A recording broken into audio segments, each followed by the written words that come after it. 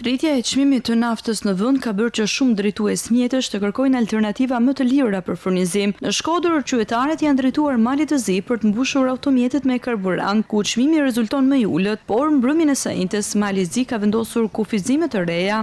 Autoritetet në mal të Zi prej 24 orësh kanë ndërmarrë një masë e cila ka të bëjë me kufizimin e furnizimit me karburant për automjetet, vetëm 30 euro naftë për automjet.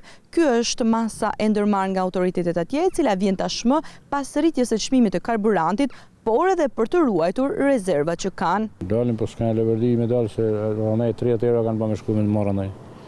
8 km shpejto, që leverdijet ki. Kanë 50, mërame kanë bërë 30. Bardhoku tregon se çmimi i karburantit ndikon drejt për drejt në të ardhurat e tij, duke e vështirësuar mbijetesën si taksist. E vështirë është nuk ka që, shike, ka punë, s'ka punë.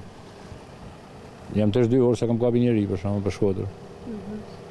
Se nuk ashtu edhe kostaja në hapse tana nuk bëhet fjalë për me punu këtu për shkakun me këtë kosto naftës. Edhe qytetarë të tjerë, të cilët i drejtojnë malit të Zi për të pushuar në fundjavë, thonë se njëkohësisht furnizohen me karburant me çmim më të lirë. Drejt malit Zi. Për çif? Te varë. Për çif? Për çif, për shëtitje kështu. Si pensionista që jena.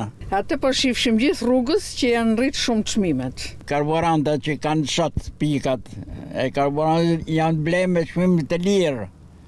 Ta shikta më një herë rrisin çmimin. Po e furnizojmë atje makinën, kthehena. Tu duhet jetë më lirë, më Zi. Në Shkodër, çmimi i naftës këtë të premte ka arritur në 200 lek litri, ndërsa në mal të Zi është 1.7 euro.